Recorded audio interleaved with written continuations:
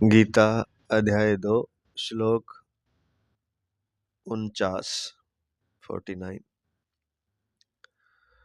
दूरेण हैवरं कर्म बुद्धियोगा धनंजय बुद्धौ शरणं न विच्छ कृपणाः फल हेतवः।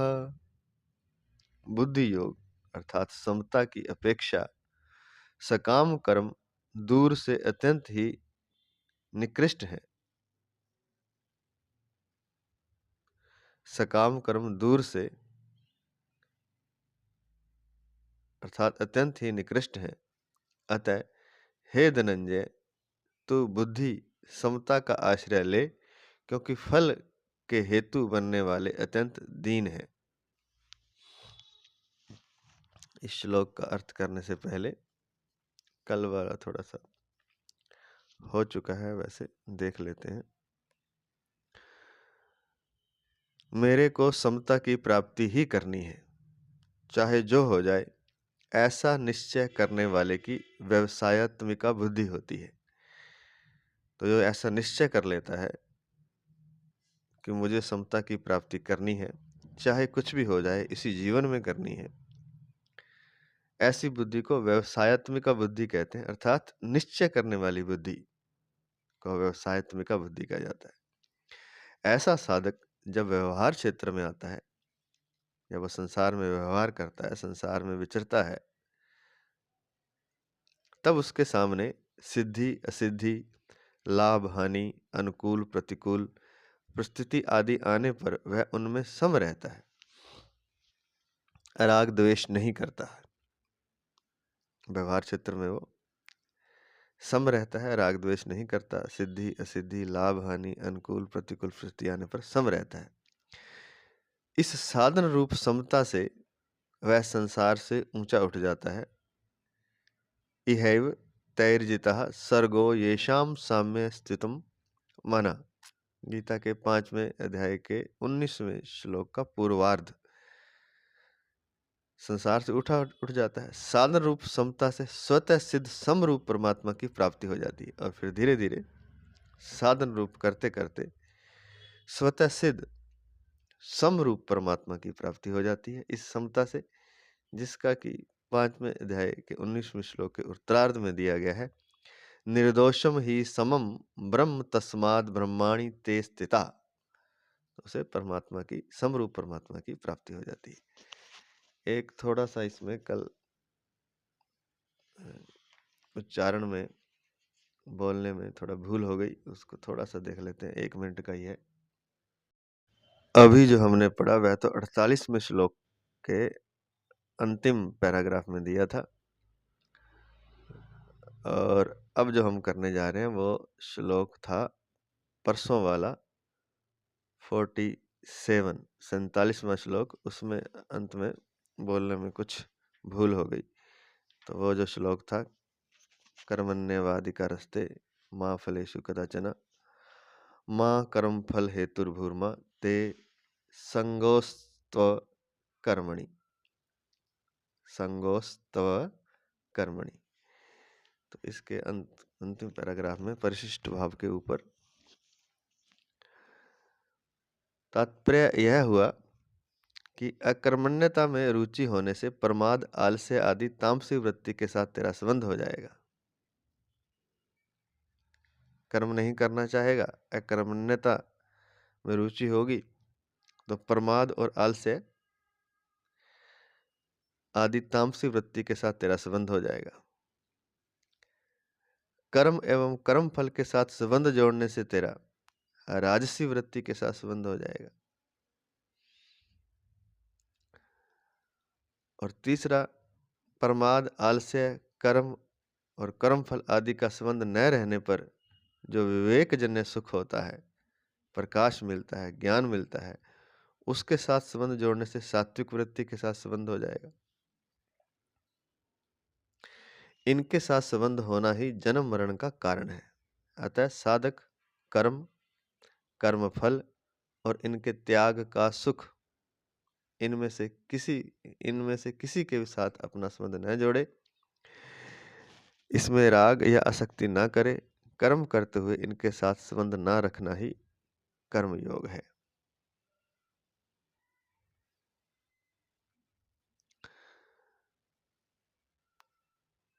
ये बात थोड़ी सी समझने वाली थी, एक बार और देख लेते हैं इसको कि कर्म ना करने में तेरी रुचि होगी अकर्मण्यता में, तो आलस्य और प्रमाद के साथ तेरा संबंध हो जाने से तामसी वृत्ति के साथ तेरा संबंध हो जाएगा। और कर्म करने में इच्छा है, कर्म फल में आसक्ति है, उसके साथ संबंध जोड़ने से तेरा राजसी वृत्ति के साथ संबंध हो जाएगा। होता है तामसी वृत्ति जो कुछ करना नहीं चाहते, राजसी वृत्ति जो बहुत कुछ करते हैं। फिर तीसरा इन्होंने बताया कि प्रमाद आलस्य तो हो गया तामसी वृत्ति, कर्म और कर्मफल हो गया राजसी वृत्ति।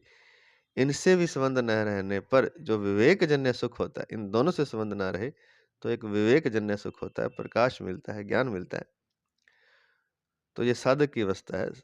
तो उसके साथ संबंध जोड़ने से सात्विक वृत्ति के साथ संबंध हो जाएगा। तो कहते हैं कि सात्विक वृत्ति के साथ जो साधक की अवस्था है, साधक को जो अनुभूतियां अनुभव होते हैं उनके साथ भी उसको संबंध नहीं जोड़ना, वहां भी निर्लिप्तता रखनी है, वहां लिप्त नहीं होना है। साधक को साधना में जो उसको अनुभव होते हैं प्रकाश का, ज्ञान का, इनके साथ संबंध होना ही जन्म मरण का कारण, ये भी जन्म मरण का कारण बन जाए। इसलिए तीनों वृत्तियों का त्याग, तीनों वृत्तियों के साथ जो संबंध है, तीनों का त्याग कर देना है। तामसी वृत्ति प्रमाद आलस्य, राजसी वृत्ति कर्म और कर्मफल, और सात्विक वृत्ति विवेकजन्य सुख, प्रकाश और ज्ञान, इन तीनों का त्याग कर देना है। अतः साधक कर्म, कर्मफल और इनके त्याग का सुख, इनमें से किसी के साथ अपना संबंध न जोड़े, इनमें राग या आसक्ति न करे, कर्म करते हुए इनके साथ संबंध न रखना ही कर्म योग है। तो ये बात अब पूरी हुई। अब चलते हैं आज वाले श्लोक पर। 49 श्लोक, 49वां श्लोक दोबारा से इसको गा लेते हैं। दूरेण हैवरं कर्म बुद्धि योगा धनंजय, बुद्धौ शरणं न विच्छ कृपणा फल हेतवा। बुद्धि योग की अपेक्षा सकाम कर्म दूर से अत्यंत ही निकृष्ट है। अतः हे धनंजय, तू बुद्धि समता का आश्रय ले, क्योंकि फल के हेतु बनने वाले अत्यंत दीन है। व्याख्या महाराज श्री प्रातः स्मरणीय, प्रातः वंदनीय भगवत तत्व प्राप्त महापुरुष महाराज श्री राम सुखदास जी महाराज, और उनके चरणों में दंडवत नमन करते हुए उनके ग्रंथ साधक संजीवनी, जो कि गीता पर उनकी महान व्याख्या है, उससे हम व्याख्या करने जा रहे हैं। पद लिया है इस श्लोक का, दूरेण हैवरम कर्म बुद्धि योगात। बुद्धि योग अर्थात समता की अपेक्षा सकाम भाव से कर्म करना अत्यंत ही निकृष्ट है। कारण कि कर्म भी उत्पन्न और नष्ट होते हैं तथा उन कर्मों के फल का भी संयोग और वियोग होता है, परंतु योग अर्थात समता नित्य है, उसका कभी वियोग नहीं होता, उसमें कोई विकृति नहीं आती। अतः समता की अपेक्षा सकाम कर्म अत्यंत ही निकृष्ट है। दूरेण अवरम निकृष्ट है, दूर से अर्थात अत्यंत निकृष्ट है। दूरेण अवरम,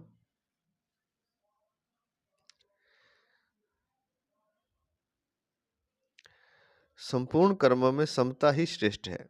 समता के बिना तो मात्र जीव कर्म करते ही रहते हैं तथा उन कर्मों के परिणाम में जन्मते मरते और दुख भोगते रहते हैं। कारण कि समता के बिना कर्मों में उद्धार करने की ताकत नहीं है। कर्मों में समता ही कुशलता है। अगर कर्मों में समता नहीं होगी तो शरीर में अहंता ममता हो जाएगी, और शरीर में अहंता ममता होना ही पशु बुद्धि है। भागवत में सुखदेव जी ने राजा परीक्षित से कहा है, त्वम तु राजन मरिष्येति पशु बुद्धि मीमाम जही 12 में 12:5 में दिया है। अर्थात हे राजन, अब तुम यह पशु बुद्धि छोड़ दो कि मैं मर जाऊंगा।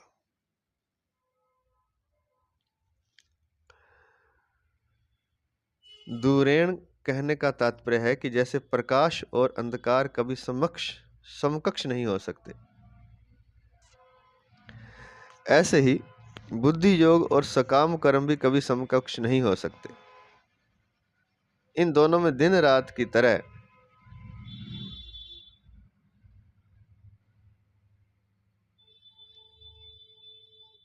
महान अंतर है। कारण कि बुद्धि योग तो परमात्मा की प्राप्ति कराने वाला है और सकाम कर्म जन्म मरण देने वाला है। तो इसलिए दूरण शब्द यहां यूज किया गया है। दूरण बहुत दूर है, दूर से, अत्यंत ही निकृष्ट है। दूरण है वरम, अवरम यहाँ शब्द है, निकृष्ट है।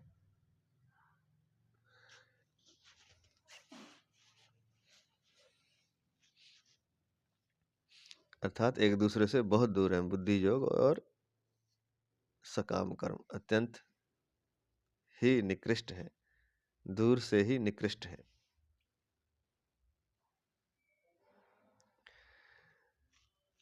बुद्धो शरणम निविच्छ,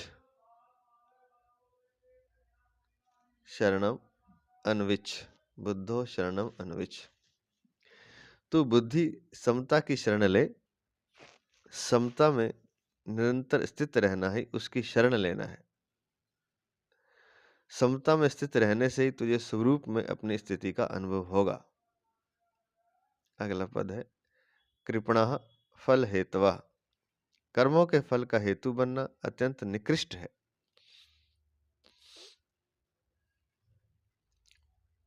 कर्म, कर्म फल, कर्म सामग्री और शरीर आदि कारणों के साथ अपना संबंध जोड़ लेना ही कर्म फल का हेतु बनना है।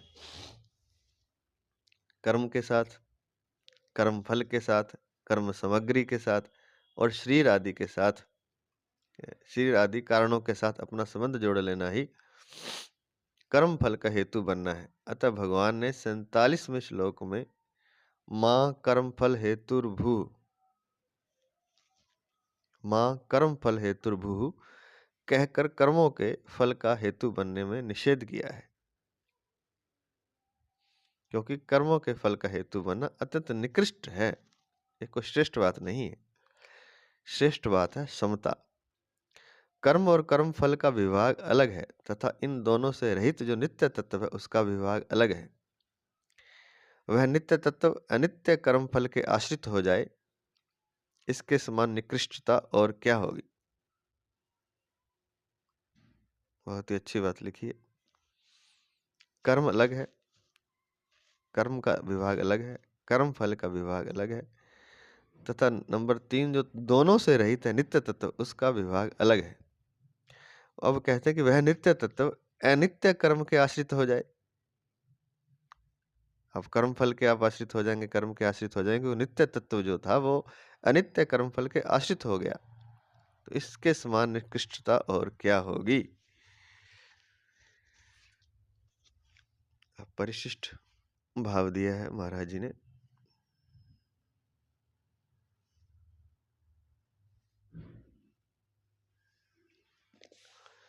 योग की अपेक्षा कर्म करने से, योग की अपेक्षा कर्म दूर से ही निकृष्ट है, अर्थात कल्याणकारक नहीं है।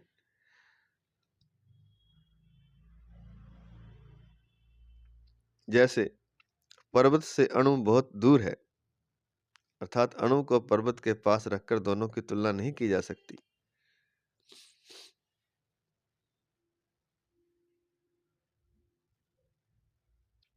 ऐसे ही योग से कर्म बहुत दूर है, अर्थात योग और कर्म की तुलना नहीं की जा सकती।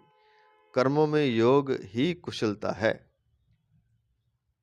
योगः कर्मसु कौशलम, गीता के दूसरे अध्याय का 50वां श्लोक अगला श्लोक में आएगा।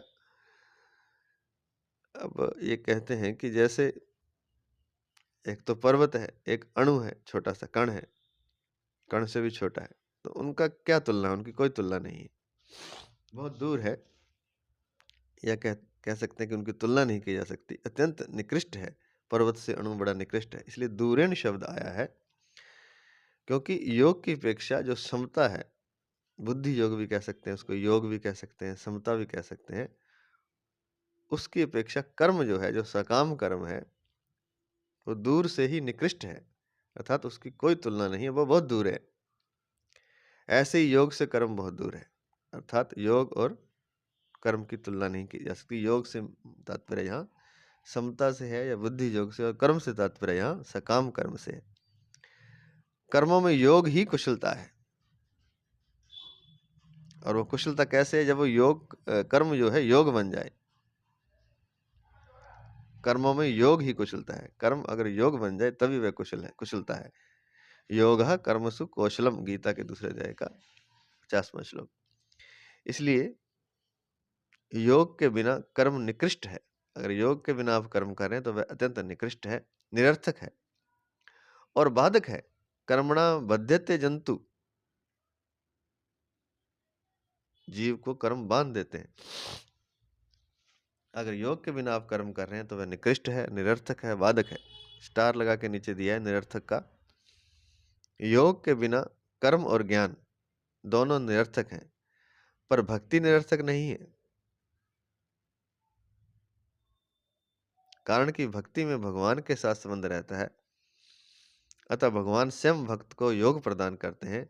ददामी बुद्धि योगम तम, गीता के 10वें अध्याय का 10वां श्लोक। तो योग के बिना कर्म और ज्ञान तो निरर्थक हैं, पर भक्ति निरर्थक नहीं है। भक्ति में क्योंकि भगवान के साथ सीधा संबंध रहता है, और भगवान स्वयं ही भक्त को योग प्रदान करते हैं। ददामी बुद्धि योगम तम।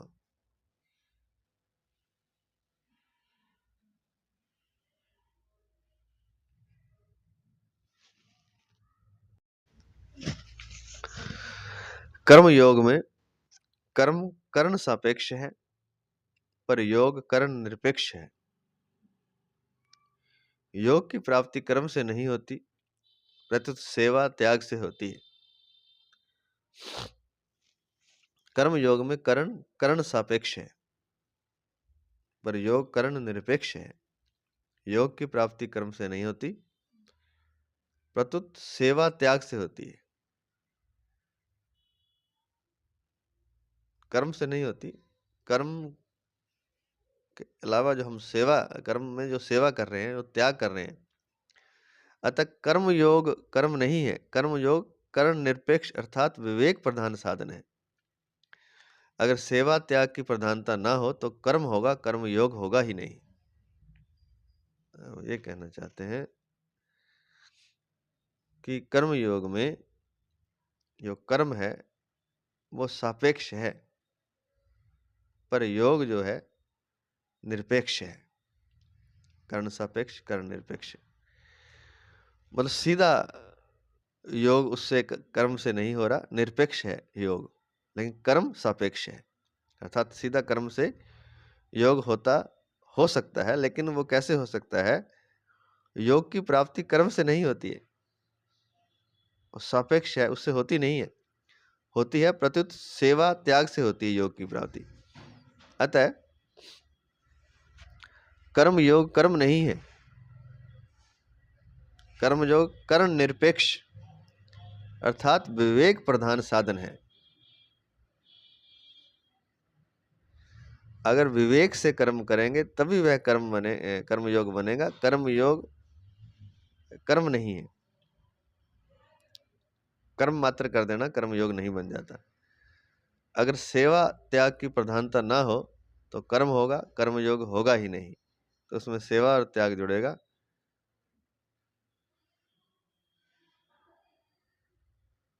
अगर सेवा त्याग की प्रधानता ना हो तो कर्म होगा, कर्म योग नहीं होगा। तो कर्म में अगर सेवा और त्याग जुड़ेगा तभी वह कर्म योग बनेगा। कर्म अपने आप में कर्म योग नहीं बनता। समता तो परमात्म तत्व की प्राप्ति कराने वाली है, पर सकाम कर्म जन्म मरण देने वाला है। इसलिए साधक को समता का ही आश्रय लेना चाहिए, समता में ही स्थित रहना चाहिए। समता में स्थित होने से वह दीन नहीं रहेगा, प्रत्युत कृत्य ज्ञात ज्ञातव्य प्राप्त प्रातव्य हो जाएगा। परंतु जो सकाम भाव पूर्वक अपने लिए कर्म करता है वह सदा दीन और बद्ध ही रहता है, वह बंधन में रहता है। तो समता में स्थित कर्म जो करेगा वो दीन नहीं रहेगा, वह तो कृत्य हो जाएगा, ज्ञात गतव्य हो जाएगा, प्राप्त प्राप्तव्य हो जाएगा। और समता कैसे होगी? राग द्वेष के बिना कर्म करे, असिद्धि असिद्धि लाभ हानि के बिना जब कर्म करेगा, पिछले श्लोक में बताया था, तो अनुकूल प्रतिकूल परिस्थिति आने पर जो उसमें सम रहता है, चार चीजें बताई थी। साधक जब व्यवहार क्षेत्र में आता है तब उसके सामने सिद्धि असिद्धि लाभ हानि अनुकूल प्रतिकूल आने पर वह सम रहता है, वह राग द्वेष नहीं करता। इस साधन से वह समता में स्थित हो जाता है। तो ऐसा करने से वह दीन नहीं रहेगा, प्रत्युत कृत्य हो जाएगा। परंतु जो सकाम भाव पूर्वक अपने लिए कर्म करता है वह सदा दीन और बद्ध ही रहता है। गीता में कर्म योग के लिए 3 शब्द आए हैं, बुद्धि योग और बुद्धि योग।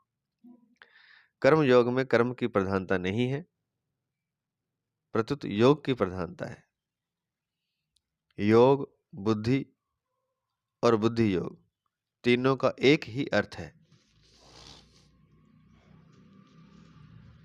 कर्म योग में व्यवसायत्मिका बुद्धि की प्रधानता होने से इसको बुद्धि कहा गया है, और विवेक पूर्वक त्याग की प्रधानता होने से इसको योग कहा गया है या बुद्धि योग कहा गया है।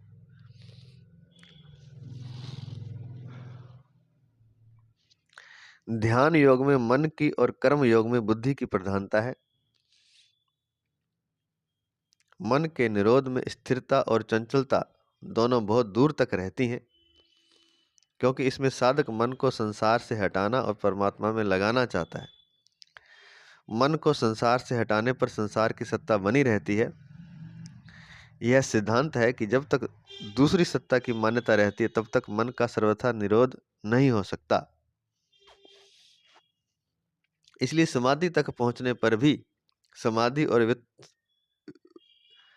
और व्युत्थान ये 2 अवस्थाएं रहती हैं। परंतु बुद्धि की प्रधानता रहने पर कर्म योग में विवेक की मुख्यता रहती है। विवेक में सत्य और असत्य दोनों रहते हैं।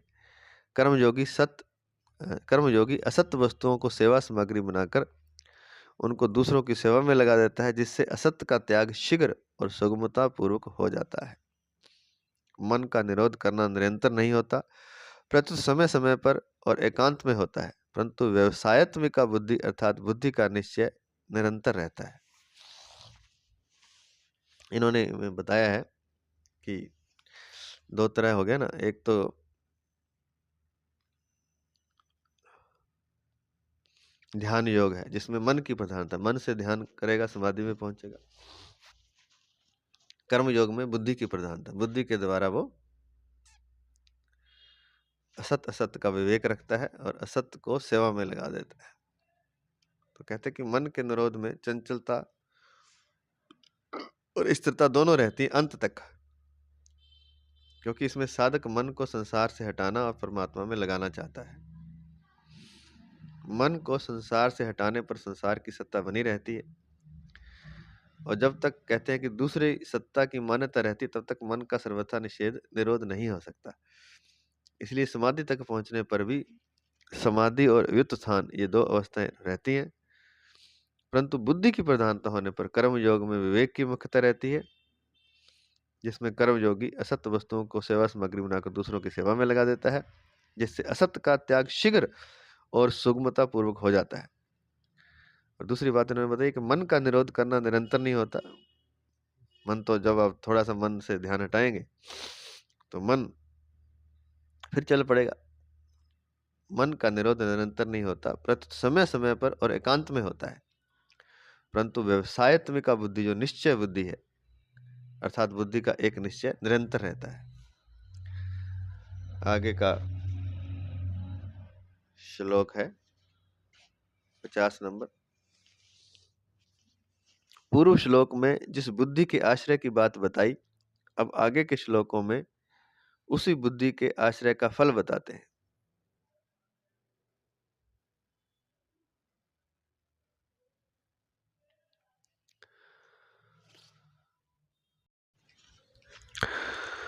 पचासवां श्लोक।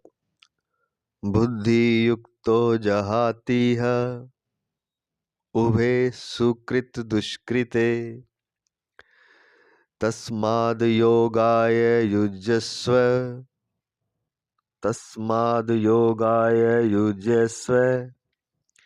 योगः कर्मसु कौशलम।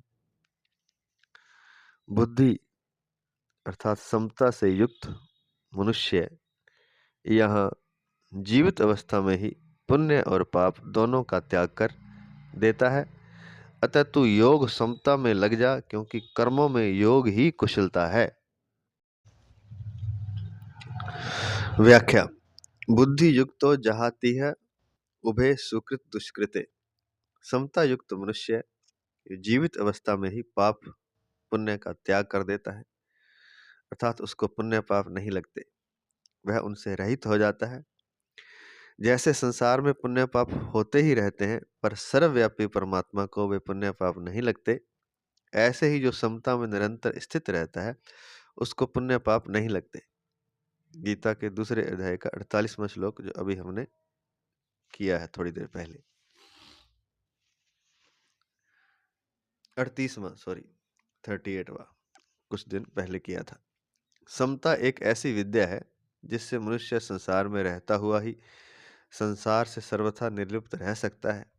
जैसे कमल का पत्ता जल से ही उत्पन्न होता है और जल में ही रहता है, पर वह जल से लिप्त नहीं होता, ऐसे ही समता युक्त पुरुष संसार में रहते हुए भी संसार से निर्लिप्त रहता है। पुण्य पाप उसका स्पर्श नहीं करते, अर्थात वह पुण्य पाप से असंग हो जाता है। वास्तव में वह स्वयं चेतन स्वरूप पुण्य पाप से रहित है ही। वास्तव में यह स्वयं जो है चेतन स्वरूप है और पुण्य पाप से रहित है ही। केवल असत पदार्थों शरीर आदि के साथ संबंध जोड़ने से पुण्य पाप लगते हैं। अगर यह असत पदार्थों के साथ संबंध ना जोड़े तो यह आकाश की तरह निर्लिप्त रहेगा, इसको पुण्य पाप नहीं लगेंगे। तो जीव है जो आकाश की तरह है, वह पहले से ही निर्लिप्त है, चेतन स्वरूप है, लेकिन वह संबंध जोड़ लेता है असत पदार्थों से, तो उसको पुण्य पाप लगते हैं, नहीं तो वह असंग है, पुण्य पाप से रहित है। तस्माद् योगाय युज्यस्व, इसलिए तुम योग में लग जाओ, अर्थात निरंतर समता में स्थित रहो। वास्तव में समता तुम्हारा स्वरूप है, अतः तुम नित्य निरंतर समता में ही स्थित रहते हो। केवल राग द्वेष के कारण तुम्हारे को उस समता का अनुभव नहीं हो रहा। अगर तुम हरदम समता में स्थित न रहते तो सुख और दुख का ज्ञान तुम्हें कैसे होता, क्योंकि ये दोनों ही अलग अलग हैं। जब इन दोनों का तुम्हें ज्ञान होता है तो तुम इनके आने जाने में सदा सम रूप से रहते हो। इसी समता का तुम अनुभव करो। अगला पद है योग कर्मसु कौशलम। कर्मों में योग ही कुशलता है, अर्थात कर्मों की सिद्धि असिद्धि में और उन कर्मों के फल की प्राप्ति अप्राप्ति में सम रहना ही कर्मों में कुशलता है। उत्पत्ति विनाशशील कर्मों में योग के सिवाय दूसरी कोई महत्व की चीज नहीं है। इन पदों में भगवान ने योग की परिभाषा नहीं बताई है, प्रत्युत योग की महिमा बताई है। अतः इन पदों का अर्थ कर्मों में कुशलता ही योग है, ऐसा किया जाए तो क्या आपत्ति है। कर्मों में कुशलता है अगर तो वही योग है, ऐसा किया जाए तो क्या आपत्ति है। अगर ऐसा अर्थ किया जाएगा तो जो बड़ी कुशलता से सावधानी पूर्वक चोरी करता है उसका वह चोरी रूप कर्म भी योग हो जाएगा। अतः ऐसा अर्थ करना अनुचित है। कोई कह सकता है कि हम तो विहित कर्मों को ही कुशलता पूर्वक करने का नाम योग मानते हैं, परंतु ऐसा मानने से मनुष्य कुशलतापूर्वक सांगोपांग किए गए कर्मों के फल में बंध जाएगा, जिससे उसकी स्थिति समता में नहीं रहेगी। अतः यहाँ कर्मों में योग ही कुशलता है, ऐसा अर्थ लेना ही उचित है। कारण कि कर्मों को करते हुए भी जिसके अंतःकरण में समता रहती है, वह कर्म और उसके फल में बंधेगा नहीं। इसलिए उत्पत्ति विनाशशील कर्मों को करते हुए सम रहना ही कुशलता है, बुद्धिमानी है। दूसरी बात, पीछे के 2 श्लोकों में तथा इस श्लोक के पूर्वार्ध में भी योग समता का ही प्रसंग है, कुशलता का प्रसंग ही नहीं है। इसलिए भी कर्मों में योग ही कुशलता है, यह अर्थ लेना प्रसंग के अनुसार युक्ति युक्त है।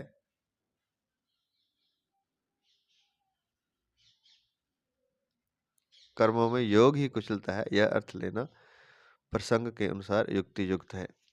इस श्लोक का शेष भाग, परिशिष्ट भाव, हम कल करेंगे। आज इतना ही। जय श्री कृष्ण, जय श्री कृष्ण, जय जय श्री कृष्ण, जय जय श्री कृष्ण।